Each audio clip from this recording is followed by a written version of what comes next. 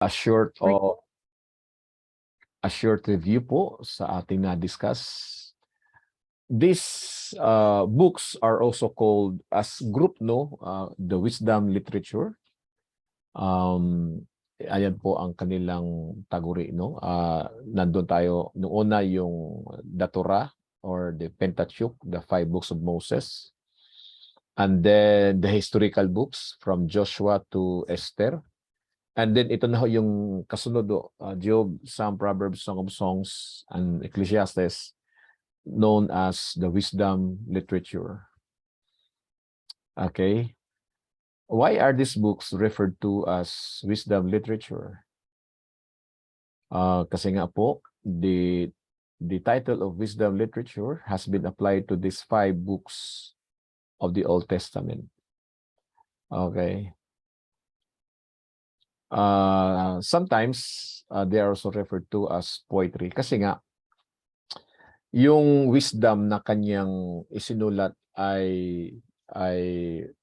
given to us through poetry, written through poetry to siya. So, that means, kailangan may background ka or you have to read these books in poetry. That means sharpen imagination.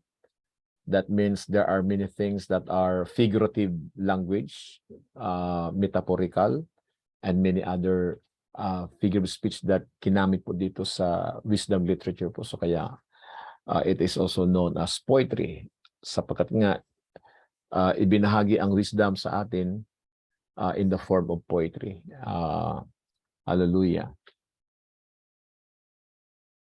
These books contain practical wisdom that can be appropriated by anyone, kahit sino man sa atin, kung may puso ka na gustong mag-grow in wisdom, godly wisdom. Kasi siyempre naman may worldly wisdom, godly wisdom, no? With a heart to grow in wisdom and stature and favor with God and man. So, with this wisdom, no, magkakaroon ka ng magandang katayuan at magkaroon ka ng favor mula kay God at sa mga tao, makakagain ka ng favor mula sa Panginoon at sa mga tao, kagigiliwan ka, kagugustuhan ka. Or masabi natin, magiging blessing ka sa kanila. Though hindi man lahat will understand us. But to those people po ay talagang nakakaunawa sa Bible. And maybe the unbelievers can find a pleasure of knowing you. Kasi nga, mayroon kang magandang character, na-develop yung character, na-develop po yung relationship mo sa Panginoon. Okay? You are a good member of the church. You are a good Christian. Okay? You are a good disciple. Kasi nga, you're growing in godly wisdom. Okay. So it's very important, makita ho natin dito to really read the Bible for us to gain godly wisdom. Nakakalungkot po again, no, may mga Kristiyano na hindi na nagbabasa ng Biblia. So ang naging resulta is human wisdom or worldly wisdom ang meron po sila. So kaya nga makikita mo sa buhay po nila dahil hindi nagbabasa ng Bible or kung nagbabasa man, hindi ina-apply. Ayan po, purely human wisdom po. Kaya lagi nagkakamali. Yung character hindi nababago kasi nga human wisdom lang ang ginagamit. So, okay. In many cases, katulad po ng Psalms and Proverbs, these bits of wisdom or could we say skills for living, actually, yun naman talaga, wisdom on how to live a godly life. A life that wins favor from God and man. They were collected over time and reflect the work of several different writers. Okay? These books can become a great source of guidance in the practical affairs of our daily life. Hanggat sa kamatayan, kompletong-kompleto po ito. And can serve as a moral and ethical compass to those who desire the favor and blessing of God upon their life. Okay? Yun po talaga. Itong wisdom literature po na ito. Pag natuto ka talaga dito, ay nako. Okay. Sad to say, no? Karamihan sa atin, ang lagi lang natin nababasa ay the book of Psalms.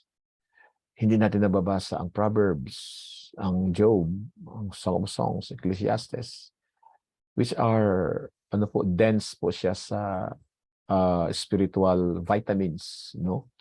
Dense spiritual food po siya para sa atin. But again, this time, dahil na-discuss po natin to, ipapakita ko sa inyo kung gaano ka-importante, gaano kaganda ang mga wisdom literature na ito. Because again, it is a great source of guidance. Okay? Sa lahat ng, in the practical affairs of daily life. And also can serve as a moral and ethical compass. Para hindi ka mawala sa Panginoon, hindi ka maligaw sa mundong ito, hindi ka makukonfuse sa mga decision making niyo po. No? Nakakalungkot, maraming Christians nakukonfuse sa decision making. At talagang dahil nakukonfuse, nasasadlak talaga sila sa maling decision. Kaya ayan, ang saklap ho ng nagiging consequences. Kasi nga siguro, hindi natin nababasa ang part nito ng Bible. So, okay, number 2. What background information pertains to these books? Anong mga background niya? So, ito po, no? Ito yung mga gist po nito sa kay Job. Ang author, Job, kasama si either Moses or Elihu. Ito yung kanyang mga titles, The Book of Blessing Through Suffering or The Book of Blessing Through Faith. Sa Book of Psalms, Asaph, David, sons of Korah, date written from Moses to Israel. So, ang laki ng kanyang span po, The Book of Prayer and Praise or the Book of Worship. Sa Book of Proverbs, author si Solomon, si Agur, chapter 30, si Lemuel, chapter 31. And then, date written from Solomon to Hezekiah. So, ang haba, no? That is from Solomon to Hezekiah, no? The Book of Wisdom or the Book of Instruction. Ecclesiastes, written by Solomon, and this was written Solomon late years. Matanda na po siya. The titles, supposedly the Book of Vanity or the Book of Human Wisdom. Song of Song, it's written by Solomon. This was written also Solomon's early years nung binata pa siya. Nanliligaw pa lang ho siya. The Book of Love or the Book of Christ and the Church. So yan po ang mga ilan sa mga background information about these books. Okay. Many believe that Moses wrote the introduction and the conclusion to the Book of Job, with Job writing the rest of the story. So yung first 2 chapters at saka yung chapter 42 ng Book of Job was believed as si Moses po ang sumulat po nito. Number 3, how do each of these books provide wisdom for us? Paano ang mga librong ito ay makapag-provide ng wisdom para sa atin? The Book of Job demonstrates to us the fact of human suffering and how we can practically live a life of faith in the midst of it. Okay? Yung realidad ng human suffering. And how can we practically live a life of faith in the midst of it. Although all the Psalms naman are not specifically considered wisdom literature, the exceptions being yung Psalm chapters 1, 4, 10, and so on and so forth. The book of Psalms encourages us that as we live a life that is pleasing to the Lord and put Him first in all things, God will defeat our enemies and He will prosper us in the end.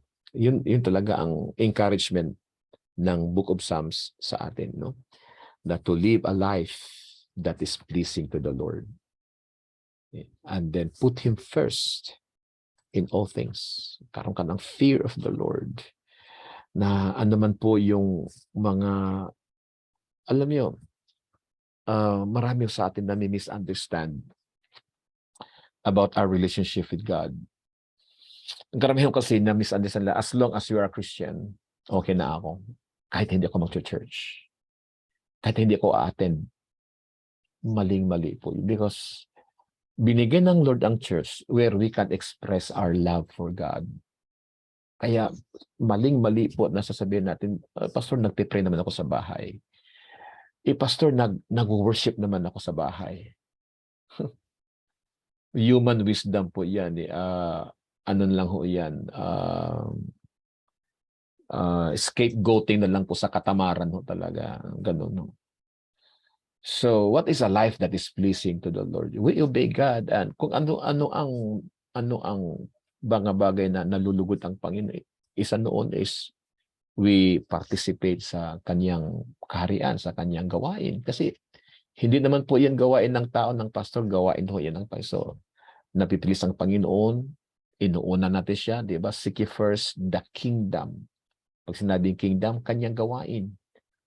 Anong gawain ng Panginoon? Fellowship, prayer, worship, evangelism, mga programa ng church na nakapag-encourage sa bawat isa, nakapagpapalago sa atin, prayer meeting, Bible study. Ito yung mga bagay na nalulugod ang Panginoon. Na siyempre, mga karakter na Christ-like character, yun pa mga bagay na nakalulugod sa Panginoon.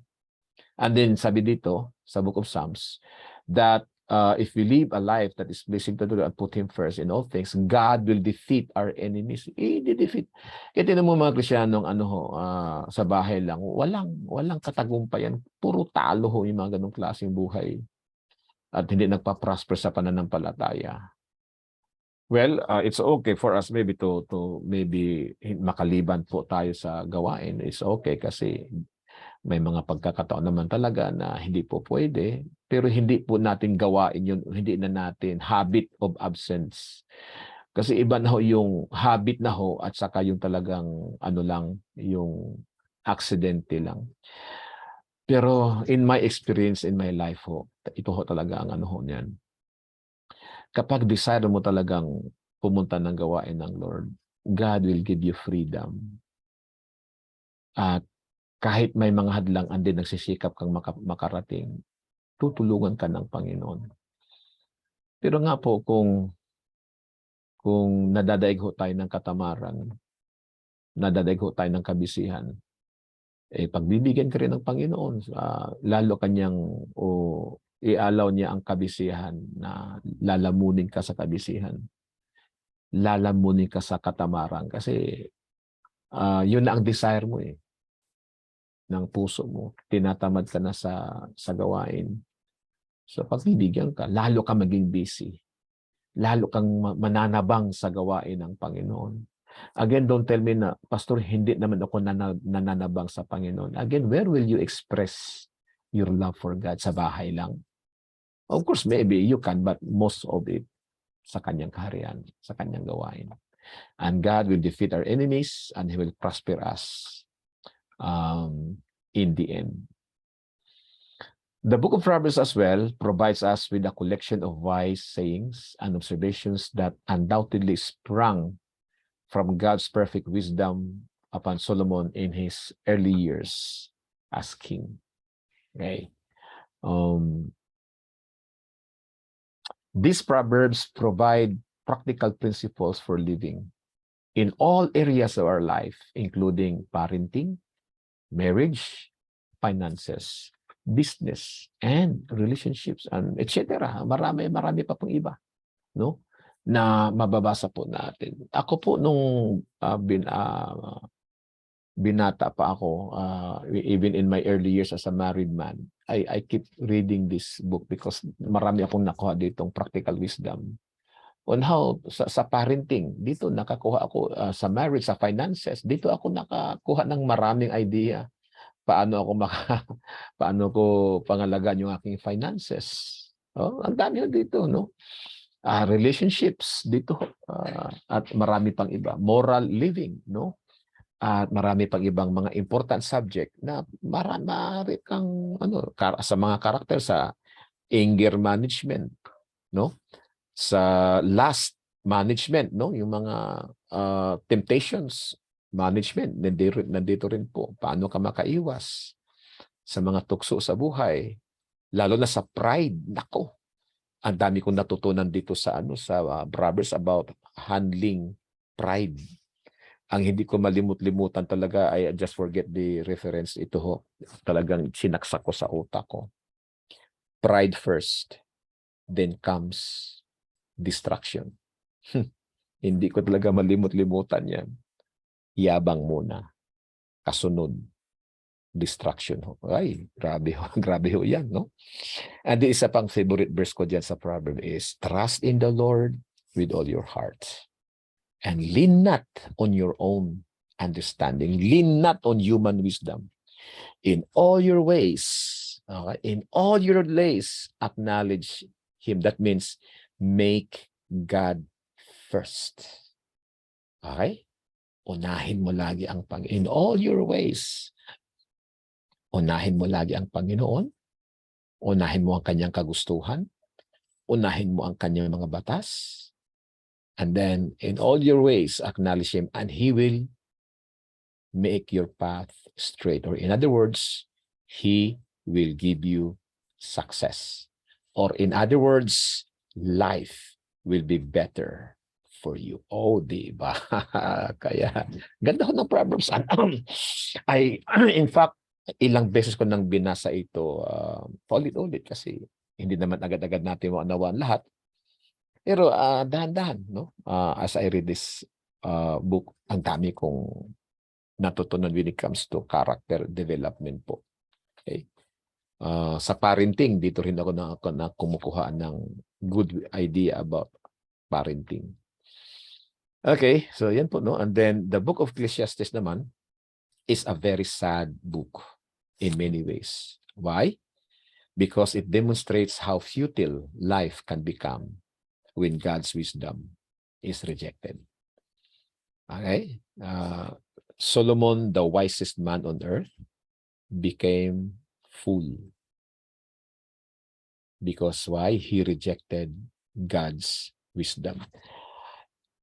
Siya mismo nagsabi nung sinabi niya na in all your ways, lean not on your own understanding, lean not on your own wisdom.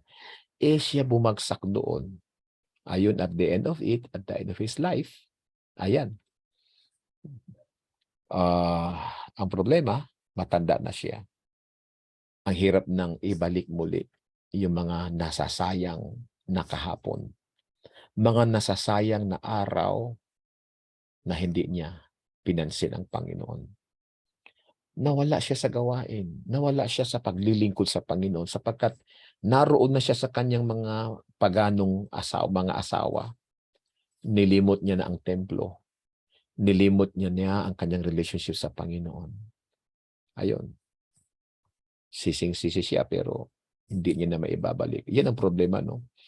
Habang nagpapabaya ka sa Panginoon, habang tuwang-tuwa ka sa mundo, habang tuwang-tuwa ka sa sarili mo, sa bahay mo, pag tumanda ka na, yung mga araw na sinayang mo na hindi ka nakaparticipate sa church, yung mga araw na sinayang mo nung kabataan ka, hindi ka nakisali sa mga kabataan or sa mga kababaihan, hindi ka nakasali, and then lumipas ang maraming mga araw, tumanda ka na. Tapos sasabihin mo, sana nung kabataan ko, naging active ako. Wala na, tapos ka na, matanda na, may sakit na, nakahiga ka na. Sana nung may lakas pa ako sa kababaihan, nakikiisa ako. Wala na, may edad ka na, lolang-lola ka na, hindi ka na makalakad. Tapos na. Di? Yan ang mangyari sa atin, katulad ni Haring Solomon. Pabaya. Kinalimutan ang Panginoon dahil nga may sariling kagustuhan, human wisdom ang pinapairal, hindi na nakikinig kay pastor, wala nang ganang makiisa sa church, hindi na po nakikiisa sa mga activities ng church. Pagtanda mo, pagsisisihan mo talaga yan. Tapos sasabihin mo, ay sana bumalik ako sa pagkabata. Hindi na ho. Alam mo, mabilis lang ang pagtandaan ng tao. Like me today, nearing na ako. Malapit ako mag-60. And when I look back, sabi ko, buti na lang, inuna ko ang Panginoon. Kasi now na may edad na ako, syempre, kumbaga, kung sa araw pa, palubog na. But alam niyo po na kahit sa marami na akong nagawa para sa Panginoon, still sabi ko, sana dinagdagan ko pa. Oh, kasi iba na ang feeling kapag may edad ka na kaysa kabataan ka. Iba na ho. Iba na. Iba na, ibang-iba na talaga. Yung 30 years old ka, 40 years old ka, o kahit na 40 ganun, 50. Pero kapag 50 over ka na, magsi-60 ka na, iba ng pakiramdam, iba na ang passion, iba na ang fire ng ating mga katawan. So sabi ko, okay na rin siguro, Lord, no? Yung mga nangyari sa akin nung ako'y 20, 30s, 40s, and then early 50s, at least hindi ko talaga naging gawain yung umabsent, lumiban. By God's grace ho talaga, liliban lang ako kapag may speaking engagement ho ako. But kung wala akong speaking engagement, wala akong travel sa US o sa ibang bansa, nasa church po ako. Siguro, kahit may lagnat ma ako, umaattend pa rin po ako eh. Hindi ko anuhin talaga yung lagnat. Or sabihin natin, walang pera, umaattend pa rin po ako. Or sabihin natin, hindi kami nakaunawaan ni Mrs. May sigalog kami Sabado ng gabi, medyo masama ang loob ko. Hindi, nag-church pa din po ako kasi may takot ako sa Diyos eh. No? Hindi ko talaga ma-attend na umabsent ng linggo because Sunday is the Lord's Day. Hindi ko ma-attend kasi nga ayaw kong masanay na absent ako ng absent, liban ng liban kasi iniisip ko lagi, pagtanda ko, ayaw kong magsisi sa bandang huli na ang dami kong pinabaya ang mga araw nung bata pa ako. Yan si Solomon, sising-sisi ho siya. Marami siyang mga araw na nasayang. Pagtanda niya, ayun. Kaya nga, the book of Ecclesiastes is a sad book. Ano ho, yung, sana. We'll explain this more later. Sana po maging mensahe po ito sa ating, lalo kayo mga kabataan. Kayo mga nasa 30s, 40s, nako. Ingatan yung inyong mga araw kasi mabilis lang ho ang panahon. Sa akin po, akala ko noon, forever young ka, pero hindi eh. Tumatanda ka talaga, no? Unti-unting pumuputi yung buhok, no? Nagkakaroon ka ng mga chronic diseases, no? Yung fire mo, yung alab mo, unti-unting umaandap. So kung nung kabataan ka, panay ka absent, panay ka liban, pagtanda mo, ganun din mangyari sa'yo, wala kang gana talaga eh.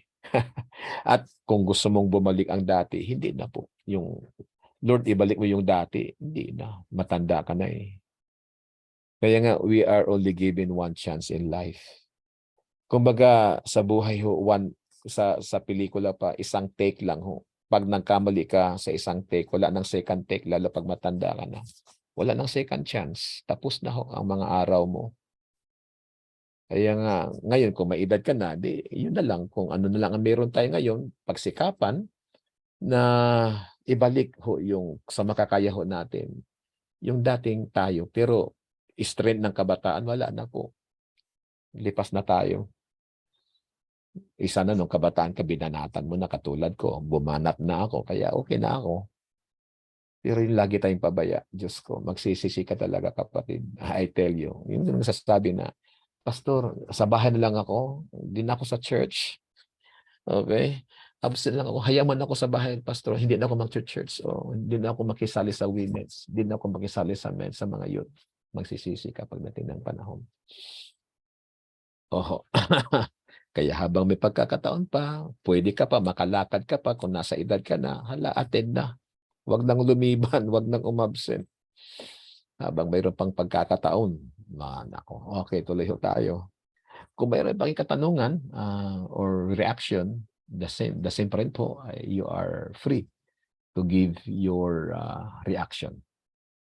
So, the book of Ecclesiastes demonstrate the huge gap between God's wisdom from above, and man's or earthly wisdom. Napakalayo yung ating mga sariling wisdom kaysa wisdom ng Lord. Sinabi mismo ng Lord kay Isaiah, the book of Isaiah, your ways are not my ways. Neither your thoughts are my thoughts. As high is the heaven as is from the earth, so that's how high is my thought. Kapatid, huwag nating i-compare ang ating mga wisdom sa Panginoon. Ang layo ho. Ang layo. Minsan, nagmamagaling ho tayo kaysa Panginoon. Iiwan ko nga ba? Nagmamagaling tayo. In fact, mas magaling pa tayo kay pastor. Ay Diyos ko, huwag tayong magmagaling. Lagi tayong kumonsulta sa salita ng Diyos. Kaya nga may Biblia eh. Kaya nga may Bible. Kasi hindi natin mapagkatiwalaan yung ating human wisdom. Kasi nga, may bahid ito ng ating fallen nature. May bahid ito ng pagiging makasalanan. Kaya huwag tayong mag-dwell in our own wisdom. Huwag kang mag-ano sa sarili mo, Diyos ko. Do not lean on your own understanding. Sapagkat napakalayo ng wisdom ng Panginoon kaysa sa atin. Huwag tayong you don't play God na mas matalino ka pa sa Diyos. Okay? Pagtatawanan ka lang ng Panginoon, sabi ng ng Proverbs at ng Book of Psalms. Pinagtatawanan ng Diyos ang mga taong nag-akala na sila ay mas matalino kaysa Diyos. Okay? Hindi natin kayang talunin ang Panginoon because God is omnipotent, all-knowing ang Panginoon. Ang ating wisdom ay kahapon at hanggang ngayon lang, yung bukas, future, wala tayong alam ho dyan. Kaya huwag tayong magmamagaling sa ating mga sarili. Mag-depend lagi tayo sa Panginoon, sa Bible, sa banal na Espiritu. Don't ever trust your human wisdom. Hallelujah. Delikado tayo riyan. So, okay. Also, it demonstrates the emptiness of life without God at the center. Pinapakita dito yung kahungkagan, ampaw na buhay kapag hindi sentro ang Panginoon sa ating mga sarili. Kapag pinapairal natin yung ating kagustuhan, pinapairal ho natin yung ating sariling laman, sariling cravings, wala. At the end of the day, your life is empty. Kapag hindi at wala sa sentro ang Panginoon sa buhay natin. Although the Song of Solomon naman is quite descriptive of the natural love relationship between a man and his beloved, it is also a source of wisdom for married couples to keep their love relationship alive. Dito po sa Song of Songs is all about LCM, love, courtship, and marriage. Paano manligaw? Paano ang reaction ng isang dalaga? Paano ang isang action ng isang binata? Hanggat doon sa kanilang ligawan, hanggat doon po sa pag yung nagiging fiancé na ho, no? Okay? Karoon ng agreement, and then araw ng kasal, pagpapakasal, honeymoon, hanggat sa pag-aasawa na. Paano ma-maintain yung pagsasama. Ito ho yun ang Song of Solomon. Nung binata ho ako, ay lagi ko itong binabasa because I wanted to really, to be in the will of God. Ayaw kong mawala sa kalooban ng Lord kahit na sa pag-aasawa kasi mahirap na eh. I need guidance. So I read this book nung habang ako po ay binata at nanliligaw na to gain wisdom. Paano nga ba? So kayo mga kabataan, para hindi kayo maligaw, hindi kayo mag-suffer sa hard consequences sa pag-aasawa, consider the Song of Solomon to read, no? Para magabayan din po kayo. Okay, but more than that, as a parable of Christ's relationship to His church, it is a book of wisdom, giving us keys to keeping our relationship to God alive and vibrant. Actually, ang Song of Solomon is a parable of the love of God to His people. Paano maging alive and vibrant yung ating relationship sa Panginoon. Number 4. How do we know that Job most likely lived in the patriarchal period and is perhaps the oldest book in the Bible? So, na-share ko na last week na ang Book of Job talaga ang siyang believed to be the first book in the Bible, no? Itong book of Job bago pa ang Genesis. Okay, nandiyan na po ang buong Job. At saka si Job live in contemporary with Abraham, with Isaac, Jacob. Okay, hindi lang nga sila siguro nakapagtagpo, but they live in the same era, mga kapatid. Or we just don't know kung talagang magkaibigan sila, but Job lived during the patriarchal period, and then also the oldest book in the Bible. Pinakauna po siya. Letter A, Job seems to be pre-Mosaic law since no references are made to the law. So when you read the book of Job, wala kang references sa law of Moses. So ang tinutukoy ho dyan sa book of Job is primitive idea about God, which is already maganda na ho, no? And really biblical. Though kay Job lang, but sa kanyang tatlong kaibigan ay mga half-truth yung sa kanyang mga kaibigan. Kasi nga wala pang Bible po noon. So mayroong mga bad ideas ang kanyang tatlong kaibigan. So pero hinayaan pa rin ng Lord na maisulat para ipakita doon ang mga human wisdom in compared to the wisdom of God na nakikita kay Job. Okay, ayan po. So pre-Mosaic kasi nga walang references ng law of Moses doon sa book of Job.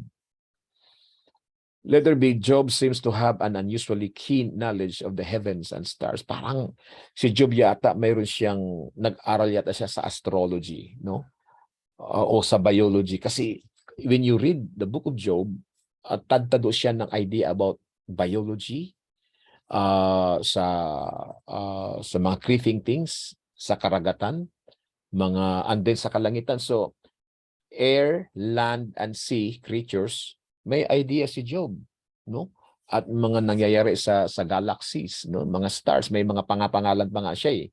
Mga monsters sa karagatan, no? Mga naunang panahon, may idea siya sa mga about trees, about animals. Dami niyang idea ko. Napakatalino ng taong ito, no? He has a lot of ideas about biology and about astronomy, astrology po. When you read the book of Job, marami kang mababasa diyan about the creation of God na hindi mo makikita sa ibang books, no? Hallelujah. So, try to read that book. Ang dami mong mapupulot diyan. Okay. Job had an unusually long life of 140 years.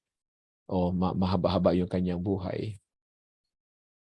Job's role as a priest for his family was characteristics of the patriarchal period. Job was doing his role as a priest for his family.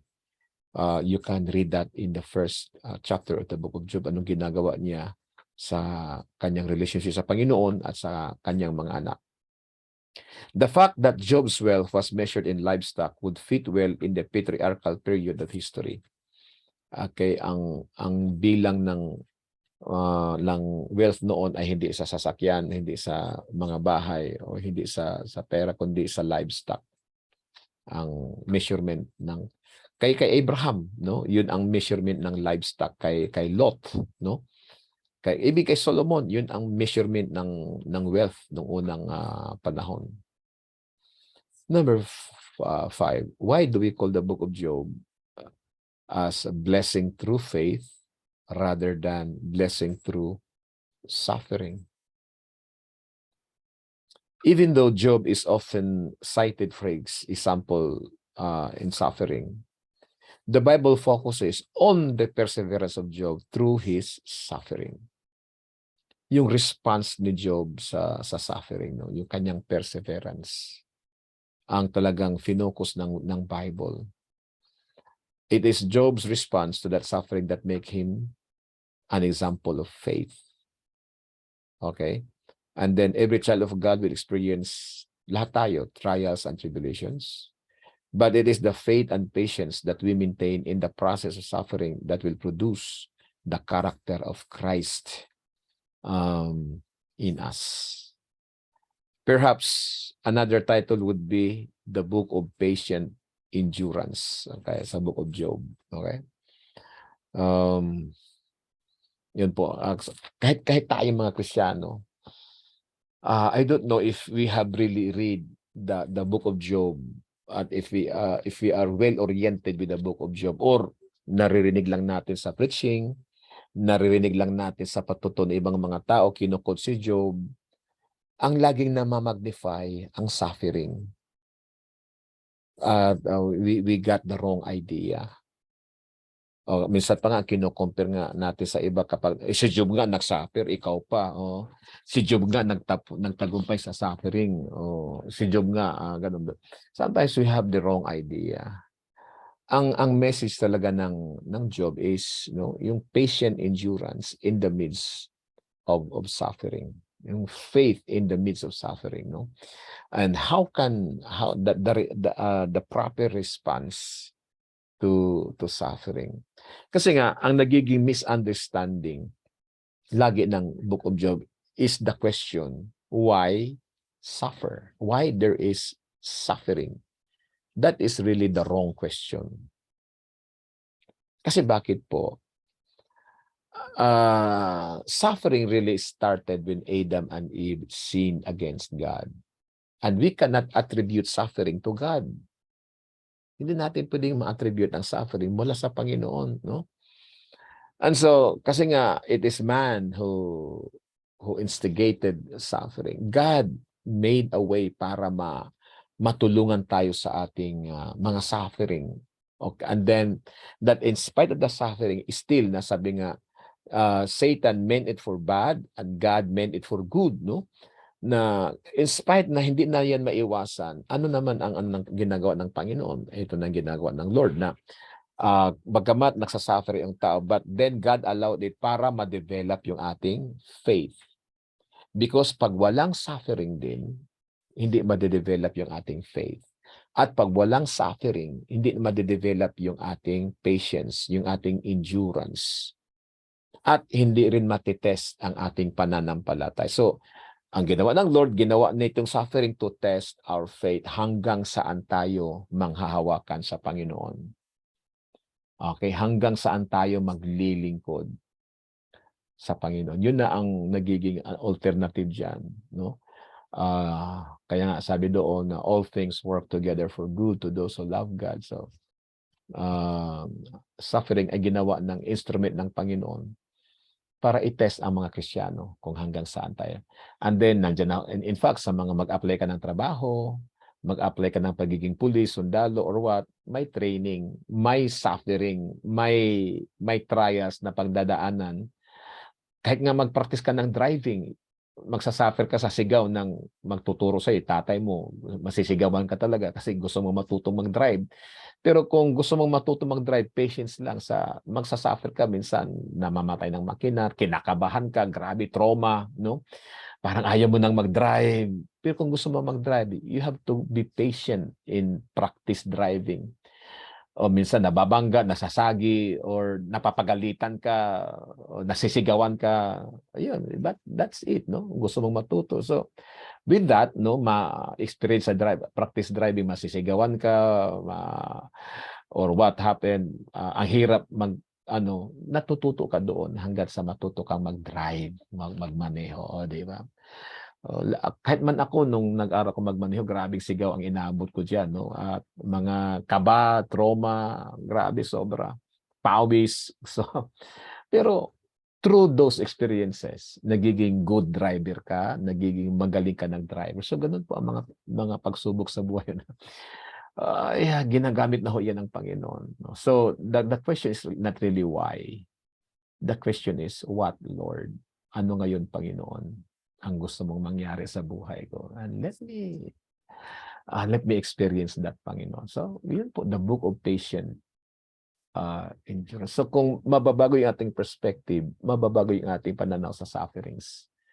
Hindi na siya pabigat sa atin, kundi nagiging instrumento ng Panginoon para sa atin, para gumanda ang ating mga karakter, para makita natin yung kanyang kapangyarihan, para makita natin ang mga milagro, himala ng Panginoon sa pamamagitan ng mga sufferings, mga pagsubok na ating pinagdadaanan.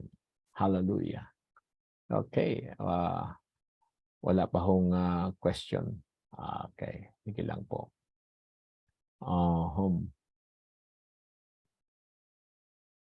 And then, so number 6 po. What kind of a man was Job? Even though many people in the story thought that Job was going through these trials because he had some hidden sin in his life, the Bible actually teaches the opposite. Marami mga even history friends thought na si Job ay nagsasuffer because mayroon siyang tinatagong kasalanan sa kanyang buhay. The Bible actually teaches the opposite. Walang kasalanan si Job. Okay? If Job had not been such a righteous man, God might not have drawn so much attention to him. In fact, napansin talaga siya ng Panginoon dahil he was very righteous. What does the Bible say about Job? Ano bang sinasabi ng Bible tungkol kay Job? Sabi dito, there was a man named Job who lived in the land of Uz. He was blameless. O imagine that. A man of complete integrity. Nakikita ng tao hindi. Job was really a Christian or a man. Hindi yung pag nasa church ang bait, pag nasa bahay ang pait ng ugali, no? So Job was the same. We call that integrity. In private or in public, he had the same character. So yun ang maganda diyan. He feared God and stayed away from evil. Grabe. He had 7 sons and 3 daughters. He owned 7,000 sheep, 3,000 camels. Ang dami nito. Ang lawak ng kanyang lupain. Grabe. 500 teams. That means times 2. So 1,000 kasi teams of oxen. And 500 female donkeys. And he employed many servants. He was, in fact, the richest person in that entire area. Sabi ko nga last week, pwede kang maging Kristiyano at pinakamayaman. Okay? Ang sa atin kasi ngayon, kapag may mga Kristiyano na nagsimula sa mahirap, naging mayaman, naging mayabang, okay? Nawala na sa Panginoon, hindi na makapag-church kasi nga may pera na, may sasakyan na, yumabang na. So, kahit ako po, ang dami ko nakikita na maraming Kristiyano na yumaman, nawala sa Panginoon. In my entire life, isa lang nakita ko talaga na from nothing to something yumaman na hindi talaga nawala sa Panginoon. Okay. Hindi ko nasasabihin ang kanyang pangalan na hanggang ngayon talaga grabe sobrang yaman pero may takot talaga sa Lord. Pero ang iba ho, nawala sa Lord. Pinag-pray ko gano'n na Lord na gano'n umasenso na hindi na nga ako kilala eh. Pero ito si Job, grabe, mayaman pero may takot sa Diyos. Kaya kung kayo yumaman dapat may takot pa rin kayo sa Diyos. Kaya siguro nga hindi tayo pinapayagan ni Lord na yumaman kasi alam ng Lord kapag yumaman tayo, yayabang tayo, no? Hindi na makikita sa church. Hindi na makilala si pastor, Job, no? He was the richest person in that entire area. Kahit mayaman siya, talagang matindi ang kanyang takot sa Diyos. Wow, grabe ang taong ito, no? Every year when Job's sons had birthdays, they invited their brothers and sisters to join them for a celebration. On these occasions, they would get together to eat and drink. When these celebrations ended, and sometimes they lasted several days, Job would purify his children. He would get up early in the morning and offer a burnt offering for each of them. For Job said to himself, perhaps my children have sinned and have cursed God in their hearts. This was Job's regular practice. So, mayaman, may takot sa Diyos. Hindi nakakalimot sa Panginoon. Wow, grabe. Job was mature or complete in his personal character. Humanly speaking, there was nothing uneven or lacking in him. Wala talagang kaproblema, walang kabahid-bahid si Job. He was a well-balanced man. Job also was a man of integrity.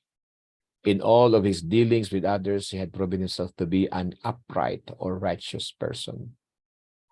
Job was a man who feared God.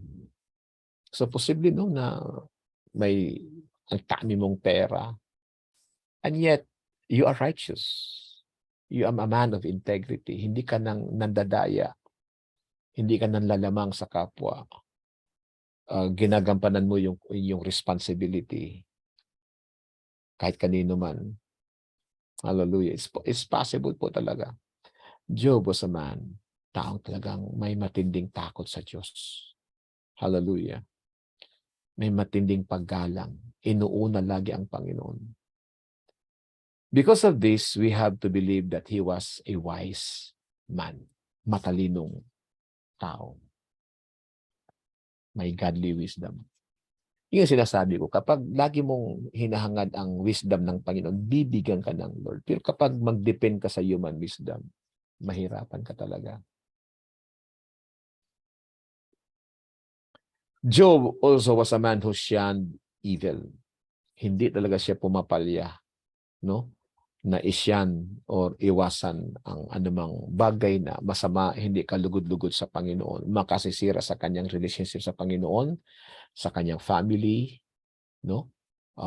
Lalo sa Panginoon. Talagang yung prayer doon sa New Testament na lead us not into temptation. And really, Job shunned evil. Hallelujah. So it's possible, mayaman ka at hindi ka may pera ka, pero talagang umiiwas ka sa anumang sama. He consistently turned away what is evil, no? Kung anong hindi maganda sa harapan ng Panginoon, talagang he turned away from it. He had lived his life in such a way that evil was no longer an attraction to him. Hallelujah. His outward walk corresponded to the state of his heart. Job was a faithful priest in his home. Bilang tatay, ginagampanan niya talaga ang kanyang pagiging pare. Pag when we say priest, he represented God to his children. Okay? He was a good father. Okay? He exhibited a good-mannered person. And he always bring his children to God. Lagi niyang dinadala, hindi niya kinakalimutan ang kanyang mga anak dalhin sa Panginoon. So hanggat sa pagtanda nila, hindi niya binibitawan yung kanyang mga anak. Nakakalungkot ho, may mga tatay na iniiwan ang kanyang mga anak sa bahay pag Sunday. Wala na siyang control sa kanyang mga anak. Dapat ho, kung maari, hanggat kahit malaki ng mga anak mo. Kaya nga, magsisimula talaga yun habang bata pa. May hawak ka sa kanila. Especially sa Panginoon. Siguro sa pag-aasawa o sa ibang mga bagay, ay malaya po ang ating mga anak. But when it comes to relationship with God, nako, forever ho yung ating responsibility sa bilang tatay. We are a priest in our home. Kaya, pero kapag masyado ng huli ang pag-ano mo sa mga anak mo, mahirapan ka na talaga niyan. But nonetheless, i-try nyo pa din to be a faithful priest in your home. Huwag iiwan ang mga anak sa bahay. Dalhin sa gawain. Kung kabataan, ipa-involve sa kabataan. Kung si nanay, ipa-involve sa kababaihan. Si tatay, mag-involve sa kalalakihan. Yun ho ang tama ho talaga. Na expression ng ating fear sa Panginoon is to go to church. Participate ho tayo. Yun ho ang doon natin ma-express ang ating fear of God. Okay? Hindi lang yung hanggang bibig na may takot ako sa Diyos pero nasa bahay ka lang, hindi ka nakikiisa. Kasinungalingan ho yan. Okay. He loved his children and he prayed for them regularly. God himself was the one who bore witness to this condition. Si Lord mismo ang nag-witness even in the face sa mukha ni Satanas. O Satan, hindi mo napansin yung anak ko si Job. Pinakamabait, pinakamayaman, ngunit may takot sa Diyos. Pinagmamalaki ng Lord si Job sa harapan ni Satanas. Grabe, no? Yet even though this was the condition, his condition relative to other people on this earth, there was still more to learn even in the part of Job. Marami pa rin siyang dapat matutunan. Just like us, just like me. Marami pa tayong dapat matutunan sa buhay. Hindi porket Kristiyano ka na, hindi porket mabait ka na, hindi porket mayroon ka ng integrity, wala ka na dapat matutunan. No, we still have to learn a lot of things. Yun po minsan ang problema ng maraming Kristiyano. Nabasa lang ang Biblia minsan, ang yabang-yabang na, Diyos ko. No? Meron lang kunting alam sa Bible, ayaw na mag-aral, ayaw nang umaten, ay Ginoo. No, we still have a lot to learn, mga kapatid. Huwag tayong tumigil. Job had not yet arrived. We do not compare ourselves to others when it comes to our life. We must use the standard of Jesus Christ. Dapat ho ang standard din si Jesus. Hindi yung ibang tao, hindi yung ating mga sarili. When it comes to righteousness, when it comes to experience, when it comes to knowledge, when it comes to wisdom, dapat si Jesus lang yung ating comparison, hindi yung ibang mga tao. At lalong hindi ang ating mga sarili. Na, matalino na ako. Marami na akong alam dyan. Ay, Diyos ko, kapatid. Hallelujah. Huwag tayong ganyan. Kaya sabi ko kanina sa Proverbs, pride first, then comes distraction. Yun ang mangyari sa taong mayabang na nagmamagaling-magaling, no? Naggagaling-galingan. What do we understand about God from the book of Job? Okay, ano naman ang ating maunawaan, malalaman tungkol sa Job, tungkol sa Diyos na makikita natin sa book of Job? The book of Job gives us a glimpse into the heavenly or spiritual realm. Imagine itong book of Job, no? Binibigyan tayo ng pasilip doon sa spiritual realm or sa langit. Ano ang nangyayari? May isang eksena doon na ipinasilip sa atin ng librong ito. This experience of Job tells us something about God, about Satan, and about people in general. Wow. What do we understand about God in the book of Job? Here we go. One day, isang araw, the angels came to present themselves before the Lord, and Satan, the accuser, came with them. Magbigay ng report. And then sa verse 7, where have you come from? The Lord asked Satan. And Satan answered the Lord, I have been going back and forth across there. So, pasilip sa atin, ano? Anong ginagawa ni Satanas? O spiritual realm? Sabi niya, I have been going back and forth across the earth, watching everything that's going on. So, kita mo na nangyayari ngayon, no? Satan is going back and forth across the earth, watching everything that's going on. Nakikita ka, natatanaw niya ang mga tao. Okay? At marami siyang kampon to report to him, no? Kaya now you have the idea na ibig sa Apostle Paul sa Ephesians, mayroon diyan sa ibabaw natin principalities, the prince of the power of the air, si Satanas, in our surroundings, in our atmosphere. Nandyan ho. Kaya huwag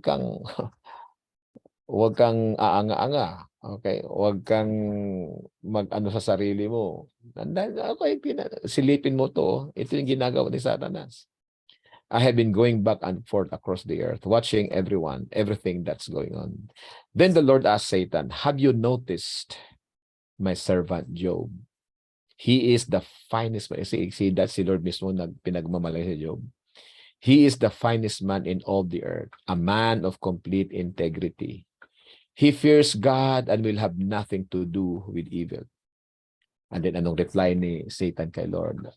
Yes, Job fears God, but not without good reason. So, again, accuse. Yun talagang ginagawa nila sa ina-accuse niya si Job. Siyempre, may magandang rason, Lord, kaya nga may takot siya sa iyo. Ito, you have made him prosperous in everything he does. Look how rich he is. Pero tanggalin mo. Take away everything he has. And he will surely curse you to your face. Kaya sabi ko kanina, yung pagsubok talaga ay itatry tayo kung maglilingkod ka lang ba sa Panginoon, kung may pera, kung may kalusugan, pag wala na chapter na sila. So ito yung sinabi ni Satanas. Take away everything he has and he will surely curse you to your face. Tanggalin mo lahat, hindi ba tatalikuran ka niyan? Di ba? The same with us today. Itetest talaga tayo kung may mawala sa atin lahat. Maglilikod ka pa rin ba sa Panginoon? Di ba? Hallelujah. Ito nga lang, traffic lang, hindi na naglilingkod. Ito lang, marami tayong rason sa bahay. Yun lang ang naging rason ni Satanas. Okay, nakita niya, bigyan ko lang to ng kabisihan, tinan mo, hindi na magsisimba yan. O, kita mo na?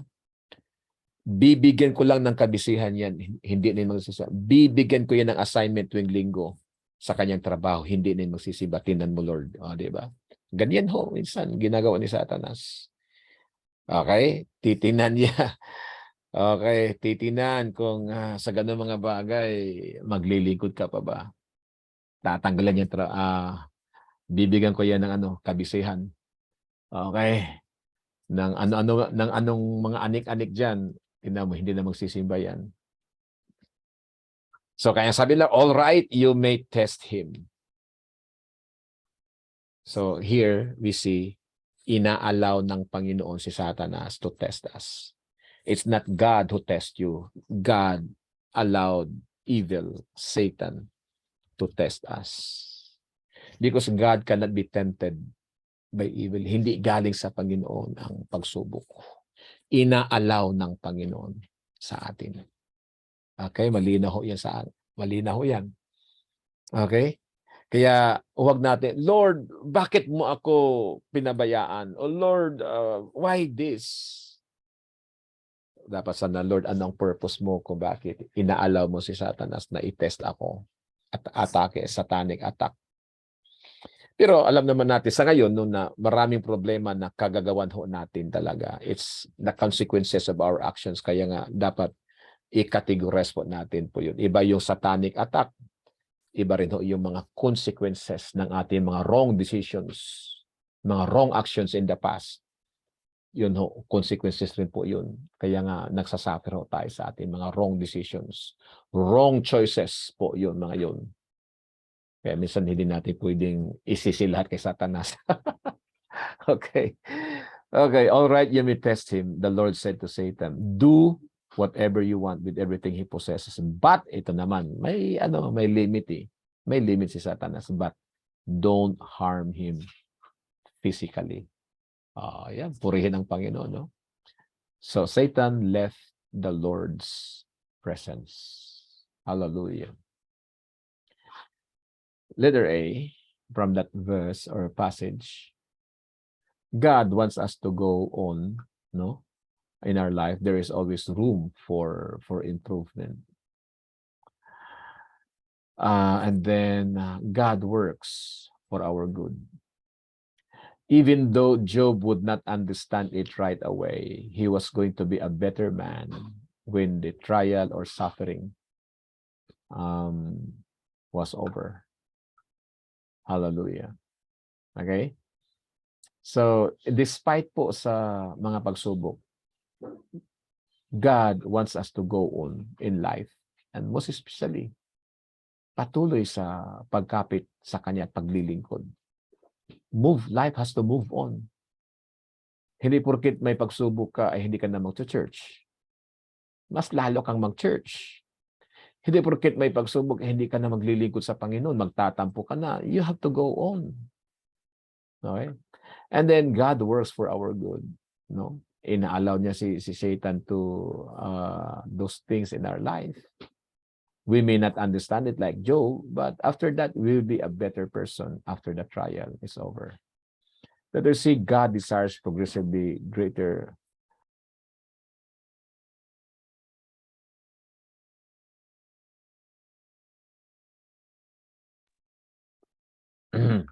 God desires progressively greater fruitfulness for our lives.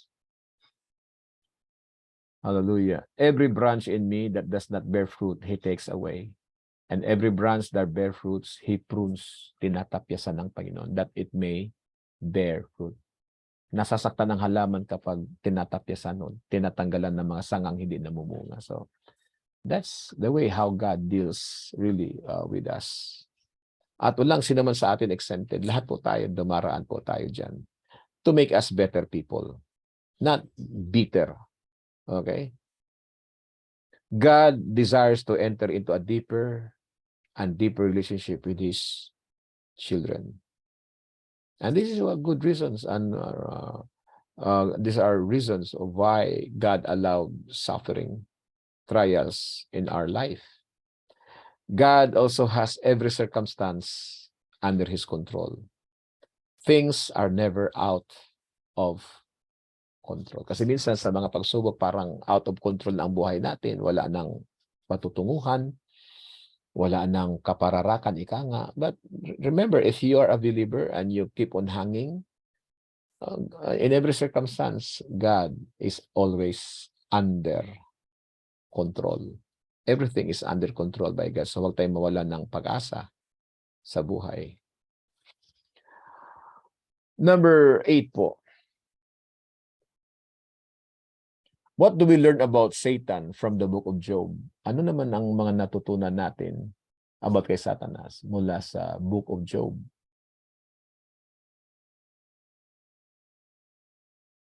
Just as we learn some important things about God from the book of Job, we learn some important things about Satan, our principal enemy.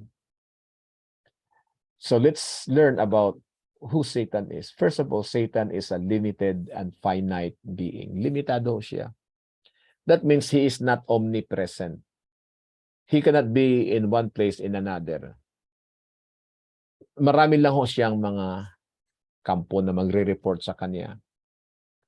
Okay? And he is, pag sinabing finite, ibig sabihin ho, he is not all-knowing. No? He is a created being as well. So, si God lang kasi ang infinite. Okay? He is finite, temporary ho siya. Ang kanyang pamumuno, ang kanyang ginagawa ngayon ay may hanggan. Okay. Letter B, Satan will be used by God as an instrument to help perfect the saints. Ayan na po. Ginagamit lang ng Panginoon si Satanas, yung nangyari sa Eden, yung kanyang kasamaan. So, still God made it for good, no? He used him as an instrument para i-perfect tayo sa pamamagitan ng mga atake niya sa atin. Makikita natin yung kanyang kapangyarihan, yung kanyang kabanalan. Satan believes that he can thwart God's purposes. Akala ni Satanas na maaari niyang baliin ang mga plano ng Diyos. Hindi po. And because why? He is deceived. Self-deceived si Satanas. No? Akala lang niya. Ganon din ang mga taong nadideceive ni Satanas. Kahit mga Kristiyano nadideceive po tayo. Akala lang natin, okay pa tayo kung hindi tayo sumusunod sa Panginoon. But actually, we are deceived. Hindi na maganda ang ating kalagayan kapag hindi na tayo sumusunod sa kalooban ng Panginoon. Number 9, what happened to Job that challenged his faith? Ano yung Job na hinamon talaga yung kanyang pananampalataya? He faced contradiction. Hinarap niya talaga ang mga opposition, contradiction ng kanyang buhay. So again, ito po, no? One day, when Job's sons and daughters were dining at the oldest brother's house, a messenger arrived at Job's home with this news. Your oxen were plowing. Dapat may, we are plowing, may apostrophe dito, with the donkeys feeding beside them. When the Sabaeans raided us, they stole all the animals and killed all the farm hands. I am the only one who escaped to tell you. While he was still speaking, another messenger arrived with this news. The fire of God had fallen from heaven and burned up your sheep and all the shepherds. I am the only one who escaped to tell you. While he was still speaking, a third messenger arrived with this news. 3 bands of Chaldean raiders have stolen your camels and killed your servants. I am the only one who escaped to tell you. While he was still speaking, another messenger arrived with this news. Your sons and daughters were feasting in their oldest brother's home. Suddenly, a powerful wind swept in from the desert and hit the house on all sides. the house collapsed, and all your children are dead. I am the only one who escaped to tell you. Wow. Yun ang simula ng pagsubok sa buhay ni Job. He was reduced to nothing in one day. Ay, Ginoo, grabe nung matinding pagsubok. So, ito nga nangyari. So, Satan went out from the presence of the Lord and struck Job with painful boils from the sole of his foot to the crown of his head. And he took for himself a potsherd, yung biyak na palayok, which he scraped himself while he sat in the midst of the ashes. Yun ang nangyari sa kanya. Nawala na lahat siguro, kahit nasundog ang kanyang ari-arian. Binigyan pa siya ng painful boils, or sa atin yata pigsa mula ulo hanggang talampakan. Alam niyo, nakaranas ako ng pigsa sa puwit. Hindi ako makaupo, hindi ako makahiga. Ang hirap. Sino nakaranas ng pigsa sa paa, hindi ka makalakad nung kabataan? Job, experience this, no? And wala na nga siyang pangkamot eh. Yun na lang yung bitak ng palayok ang kanyang pinangkamot sa kanyang sa sobrang kati siguro, no? Habang nakaupo na siya sa kalagitnaan ng abo. Wow. Ang kanyang kayamanan ay naging abo. Grabe. Job was a righteous man, ang sabi ng Biblia. Sabi mismo ng Panginoon, the greatest man on the face of the earth and prosperous in every way. Now this man faces calamity and absolute ruin. Diba? What about the promises of God? Saan na yung mga pangako ng Panginoon kay Job? This was not fair because there was no cause for this. Unfair kasi wala namang dahilan. Ano naman si Job? Righteous nga siya. Wala nga siyang kasalanan eh. Okay? Number 10. What input did Job get him during his trials? Ano kanya natutunan during the time of his great trials? Oops, sorry po. Wala po. Nawala po yata ako. Hindi lang, nawala po ako. Okay. So ito po tayo, no? What input did Job get him during his trials? Unfortunately, the people around us and our own mind do not always give us the best counsel as we go through our trials. Minsan, kasamaang palad, yung mga tao nasa palibot natin, and even yung ating sariling bait, ating sariling kaisipan, do not always give us the best counsel. Mga magandang payo habang tayo po may pinagdaraanan. Ito nangyari. Job's wife told him to curse God and die. Ito pang problema. Yung kanyang asawa mismo. Job, hanggang ngayon ba you hold on to your integrity? Imagine na, si Job nasa matinding pagsubok na, pero mismo ang kanyang asawa nagsasabi, you still hold on to your integrity? Mahal mo pa rin yung Diyos mo? O, di ba? Nagpe-pray ka pa din, may pagsubok ka na nga. Nagtatrust ka pa rin sa Panginoon mo. No, tama na, Job. Curse God and die. Iwanan mo na yung Panginoon mo. Mamatay ka na, Job. Grabe. Oh, imagine that, no? Nagsisimba ka pa rin ba? May bisan ganun tayo, no? Huwag ka na magsimba dyan sa Ela. Oh, yun ang asawa ni Job, no? Letter B, also Job's friends missed the whole thing and comforted him with faithless words. Hindi rin naunawaan ng mga friends ni Job. Number 1, they accused him of having hidden sin in his life. Job, may tinatago kang kasalanan. Kaya nga nagkakaganyan ka kasi makasalanan ka, Job. So, they told him that God never judges someone unless they deserve it. Job, deserve mo yan. Okay, grabe. Number 3, they reminded him, When did the innocent ever go through what you are going through? Hindi ka inosente, Job. May tinatago kang kasalanan. Masama kang tao, Job. Yun pang masaklap na wala ka nang ginawang masama. Gawin kang masama. Number 4, they said that his wickedness must be great and his iniquities infinite. Grabe. Accusations. Na din minsan nasakitin. Yung inaakusahan ka. Kinikriticize ka ng mga tao. Hindi na wala namang katotohanan. Yan ang masakit. With friends like this, who needs enemies? Let us see, Job's own mind, which represented the whispering of Satan, condemned him as well.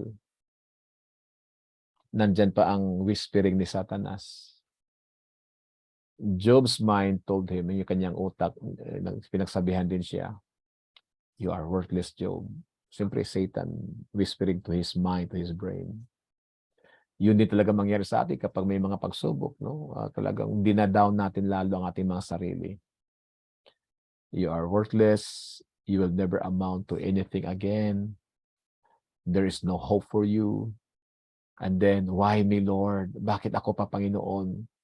Sa dami-dami mga taong lasenggo dyan, masasamang mga tao, Lord. Bakit ako pa? Nagsisimba naman ako, Panginoon. Nagpipray naman ako, Panginoon. Nagtatights naman ako, Panginoon. Nagpipris naman ako, Panginoon. So, with all that, no? And then, those wicked seem to get away with so much, Lord. Ako, naglilingkod na nga ako, Panginoon. Bakit yung mga kapitbahay kong masasama, Lord? Mga ganun tayo, no, minsan.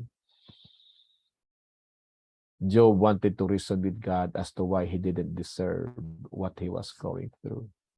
At mga kapatid, itong ginawa ni Job to question God is just okay and natural. Hindi nagal doon ng Panginoon kay Job.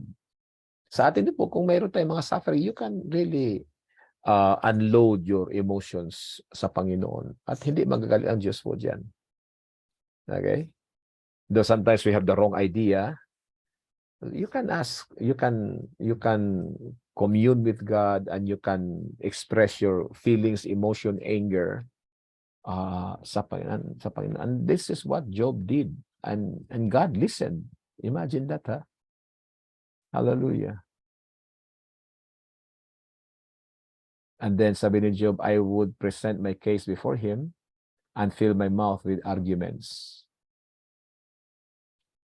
Number 11. What was Job's response of faith? Anong response ng pananampalataya si Job?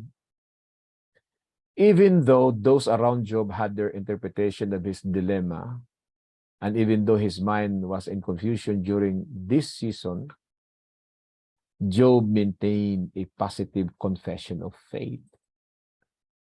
He maintained a high standards of behavior, and he maintained his principled life. Yun ang maganda. Natuto talaga si Job doon. Na in spite sa matinding pagsubok ho, he remained his faith in God. He remained faithful in the Lord. He remained his principle, his integrity. Hindi siya bumigay doon sa tukso ng mundo. Dito ka na sa amin. Inom ulit tayo. Di ba? Magpakasama na lang ulit tayo. Huwag na tayong mag-church. No, Job hindi. He maintained his life. Hindi siya bumitaw sa Panginoon. Note Job's expression of faith during those hard times. Itong Job 1:20-22, ang sabi niya, Then Job arose, tore his robe, and shaved his head, and he fell to the ground and worshiped. Siyempre, he worshiped God. Itong tore his robe, ito ho yung nung unang panahon, expression of grief. At saka yung magpakalbo, ano ho yan? Expression of grief. And then he fell to the ground. Nagpatira pa siya at sinamba niya ang Panginoon. Wow. And he said, Naked I came from my mother's womb, and naked shall I return there.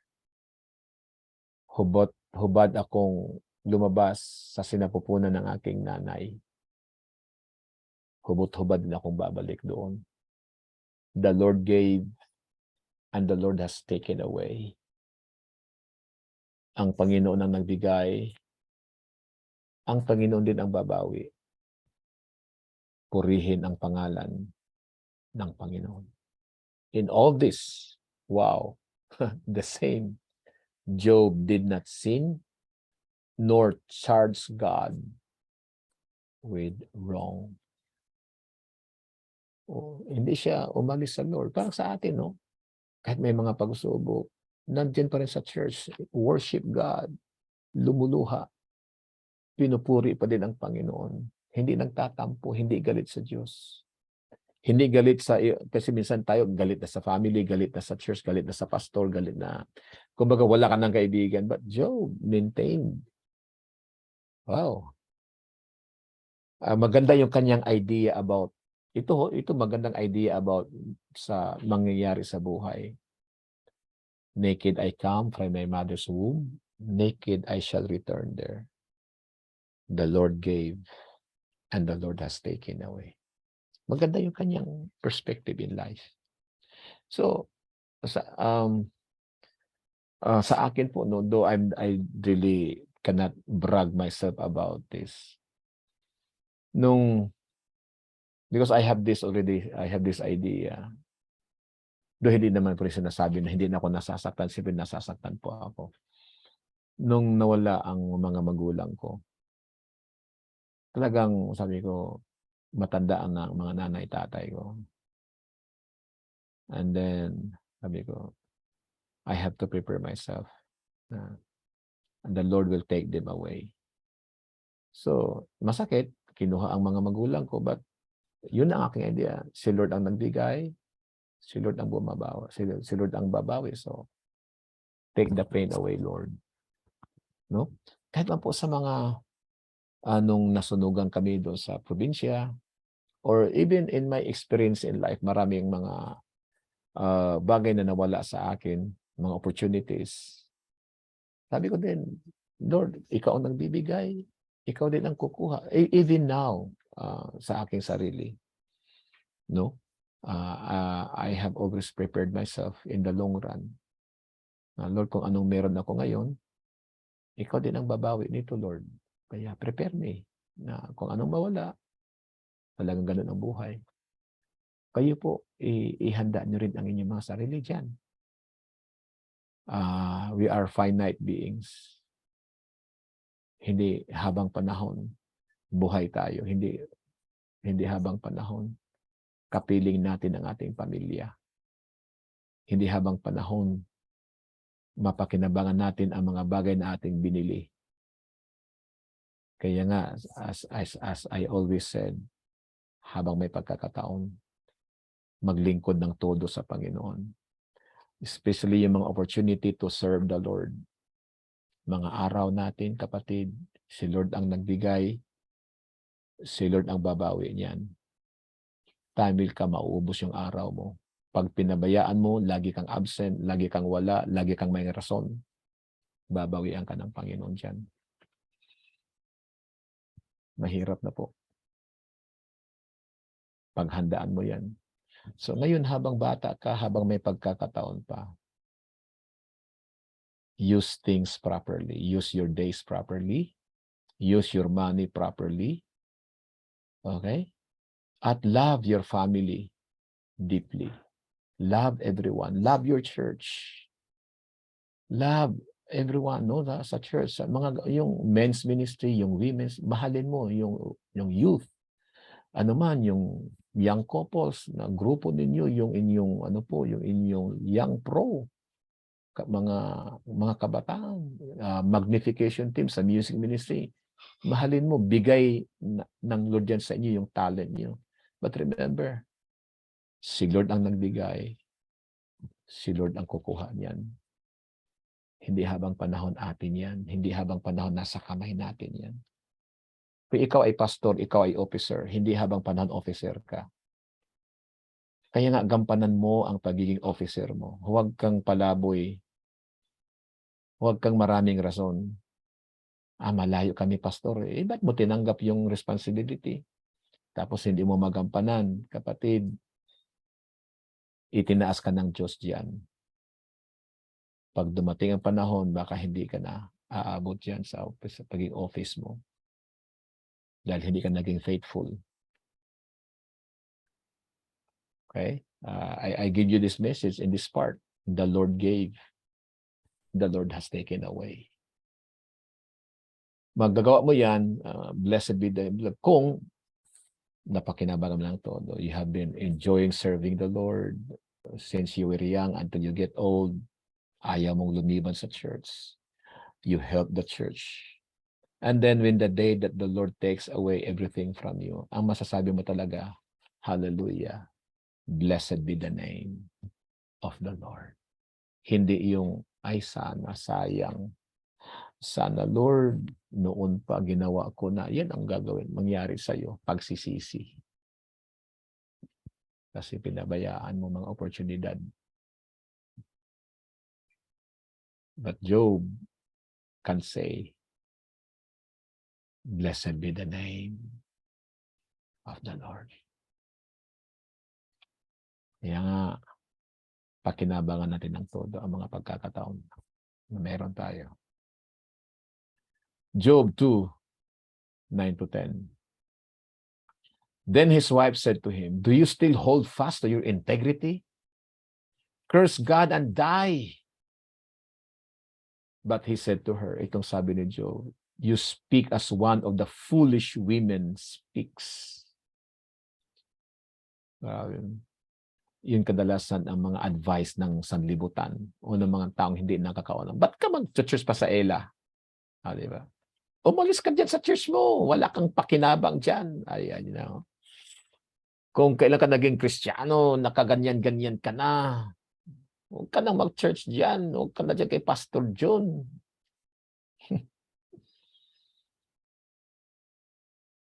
Do you still hold fast to your integrity sa pananampalataya mo? Pero ang sagot ni Job, you speak as one of the foolish women speaks. Shall we indeed accept good from God? And shall we not accept adversity? And for the second time around, ang sabi ng author, in all this Job did not sin with his lips. Another one, Job 13:15. Ang sabi niya, though he slay me, yet I will trust him. Kahit patayin man ako ng Diyos, sa Kanya ako magtitiwala. Ito malalim na talaga yung sinabi ni Job. Grabe kalalim na ta. Very deep person. Wow. Malalim. And then Job 19. For I know that my Redeemer lives. May kanta, my Redeemer lives. I know He rescued my soul. His blood covered my shame, I believe. So my Redeemer lives. So that song is taken from this verse. I know that my Redeemer lives. Doon hindi niya nakikita, ha? And He shall stand at last on the earth. And after my skin is destroyed, this I know, that in my flesh I shall see God, whom I shall see for myself. And my eyes shall behold, and not another. Grabe yung pananampalataya ni Job. Malalim talaga siya sa Panginoon. Ano? Sobra. Yan, siguro sa kanyang being prayerful person, being righteous. Another one, Job 27:2-6. As God lives, who has taken away my justice, and the Almighty who has made my soul bitter. As long as my breath is in me, and the breath of God is in my nostrils, my lips will not speak wickedness, nor my tongue utter deceit. Far it be from me that I should say, you are right, speaking to his three friends. Till I die, I will not put away my integrity from me. My righteousness I hold fast. I will not let it go. My heart shall not reproach me as long as I live. Job had to believe that even though he did not understand all that was happening to him, he had a confidence that God was allowing it for his good, to put strength in him and to bring forth gold out of his life. He believed that as long as he was doing everything right, God would have to take full responsibility for what was taking place. Job believed that God knows what he's doing. Hallelujah. In our lives, alam ng Diyos ang kanyang mga ginagawa. Number 12, what did God reveal to Job? Ano yung pinakita ng Lord kay Job? God revealed something about his friends. That his friends were counseling him without knowledge. Letter B, God reveals something about himself. What is that? His great power and majesty. Job was a man who had lived a principled, God-honoring life that was pleasing to the Lord, but yet he lacked a full understanding of God's person and nature. So, even me myself, ang tagal ko na sa Panginoon, nagpapastor, naglilingkod, nagbabasa ng Bible, but still, I still lack a full understanding kung sino talaga ang Panginoon. Kasi nga, what I only know about God is just only a little bit, kapatid. At tayong lahat po, we cannot say that I know God full. No, hindi natin masabi. Kaya, hindi mo pwede sabihin na, hindi na ako atin ng Bible study. Alam ko na yan. Ay, Ginoo ko, Diyos ko, day. Hindi na ako atin ng Bible study. Hindi na ako atin ng mga magbabasa ng Bible, mag-church or what. Ay, yabang. Job. God revealed to him na, Job, hindi mo pa ako talaga kilala ng lubusan. At tayong lahat po, kahit matagal na tayo sa Panginoon, hindi talaga natin lubusan makilala ang Diyos. Because He is infinite. He is from eternity to eternity. Ang layo ng agwat ng ating wisdom at sa wisdom ng Panginoon. Kaya nga wala talagang pwedeng magmamayabang sa atin. So, sa natatawa ko sa Kristyano, ang yabang-yabang talaga ho. Hindi man sinasabi sa bibig, pero sa kanilang mga ginagawa, sa kanilang mga actions, makikita mo. Playing God. God used Job's material possessions to bring him to an understanding of God's power and majesty. God can do as He wills. Maggagawa ng Diyos ang lahat ng gusto niya. Sa atin po, maybe sa ngayon, hindi lahat ng bagay na gusto mo, magagawa mo kasi limited lang tayo talaga. Bagamat may taong magsasabi, no, lahat ng gusto ko, gagawin ko. Hanggang bibig lang ho yan, but you cannot do everything na gusto mo.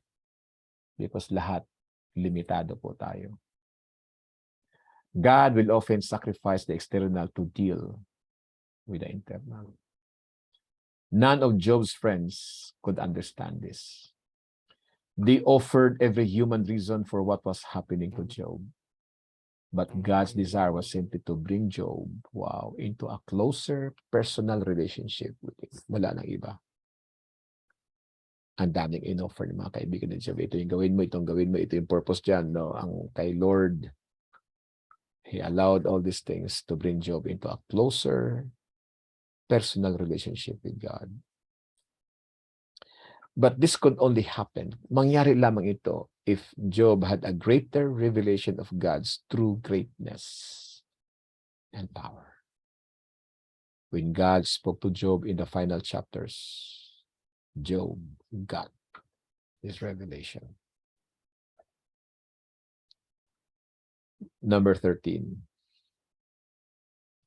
What was the end result of the trial of Job's faith? Anong nangyari sa kanya after all the severe trials ng kanyang pananampalataya? After all the questionings, after all the rebuttals of Job and his three friends, when Job saw God's greatness, then he saw his own smallness. Kapag nakita na natin yung kadakilaan ng Panginoon, makikita natin kung gaano tayo kaliit sa harapan ng Panginoon. Oh, hallelujah. May mga taong Kristiyanong ang laki-laki ng tingin nila sa kanilang mga sarili. And so they began to become complacent in their relationship with God. And the net result was threefold nung makita ito ni Job, yung kadakilaan ng Panginoon, ang kanyang pagiging kaliitan sa harapan ng Diyos. Ang nangyari, Job had a deeper relationship with God. Ang sabi niya, Job 42:5, I have heard of you by the hearing of the ear, but now my eyes sees you. Dati, naririnig lang kita, Panginoon. Ngayon, nakikita na kita, nauunawaan na kita. Job had greater power with God. And the Lord restored Job's losses when he prayed for his friends. Indeed, the Lord gave twice as much as he had before. Hallelujah. Let us see Job experienced restoration and great blessing.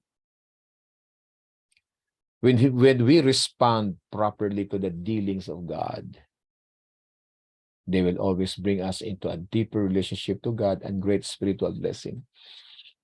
Ang layunin ng Lord talaga sa atin, why we go to church, why we fellowship. At kahit malayo man o malapit ang church, ang bahay natin. Okay. Because gusto ng Lord will go into a deeper relationship with Him. Of course, nasa church, nasa bahay, nasa trabaho, wherever we are, but most especially sa church, sa kanyang kawan, sa body of Christ. Yun naman talaga ang gusto ng Lord sa atin eh. Minsan, ang tigas ng ulo natin, kaya minsan, hinayaan ng Lord na maraming pagsubok sa buhay natin kasi nga, hindi natin naunawaan ng todo na ang gusto lang naman ni Lord kung bakit niligtas kanya, nilagay kanya sa church, is for us to have a deeper relationship with God. Hindi na kailangan pang dumaan ka ng matinding pagsubok, kapatid, to have that deeper relationship with God. Pero kasi minsan, ang tigas ng ulo natin, may madali namang kaparaanan eh. O kasi, not all of us will really experience same kind of sufferings. Iba-iba yung ating mga sufferings. But there are also ways na hindi na pinaparating ng Lord ang mga pagsubok kung susundin natin siya. Ang problema kasi hindi natin siya sinusunod. Mas matalino kasi tayo sa kanya. Kaya nga, just read the Bible to have that deeper relationship. Minsan, tinatamad tayo eh. Go to church to have that relationship with God. Attend ka ng inyong grupo, mga light groups sa men's, women's, to have a deeper relationship with God. Pero pinabayaan natin. Kaya ayan, ayaw mo ha. Sige, padadalhan kita ng mga pagsubok. Ayan, problema tuloy. There is an easy way sometimes para lumalim tayo sa Panginoon. Ayaw natin.